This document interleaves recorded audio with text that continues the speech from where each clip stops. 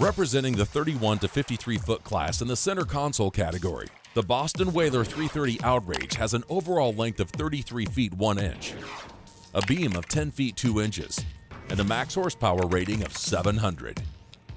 Built for blue water, she has a draft of 22 inches, a dead rise of 23 degrees, a dry weight of 9,000 pounds, and a fuel capacity of 300 gallons. Now, let's hear more from our hosts, Dave East and Rick Riles. All right, now we're going to take a look at the Boston Whaler 330 Outrage. And you know, what we try and do in Best Boat is help somebody pick the right boat based on the mission that they want to accomplish.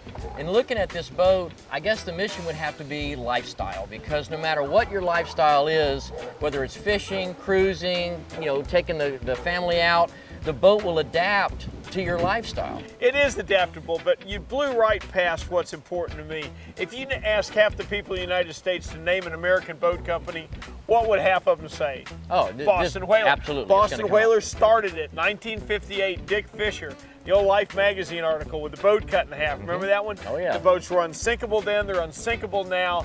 It just kind of sets a standard for the genre of boats that they are. Look, the Coast Guard mandates, if the boat is 20 foot or under, you have to have foam upright level flotation. Above 20 feet, a boat manufacturer doesn't have to put foam in. Well, that's not good enough for Boston Whaler. Not only do they put foam in the boat, just what you were saying earlier, unsinkable. Let's look at the details and the features of this 330, because it's absolutely beautiful. All right, we're gonna start up here in the bow.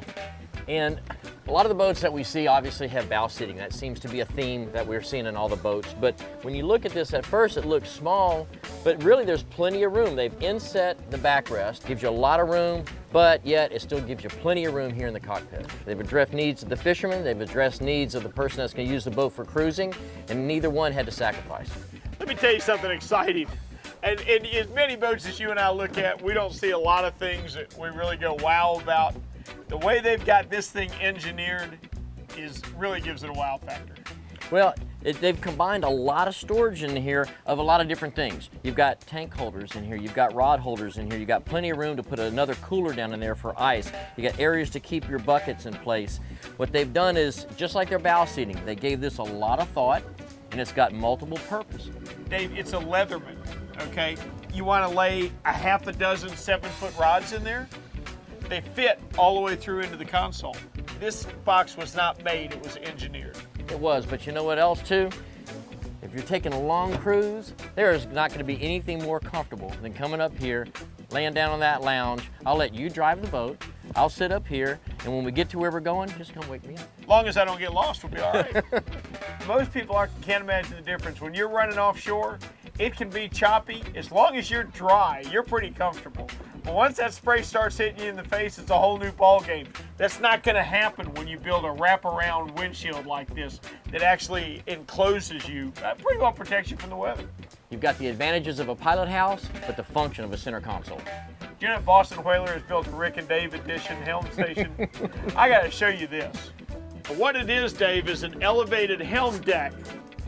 So when I stand up here, I actually tower over you, kind of like I do in real life. But let me tell you something. What it addresses is line of sight. And people don't understand how huge that is. It's nice to have a big boat, nice to have a high bow, but you need to be able to see what's in front of you all the time. You know, you mentioned a word early when we first started talking about the Boston Whaler 330 Outrage, confidence. It gives you that. You have that sense when you're at this command station. The seat that you're leaning against, this boat has a lot of fishing features in it. This seat is not one of them. This reminds me of a luxury car. It's absolutely beautiful and it's extremely comfortable.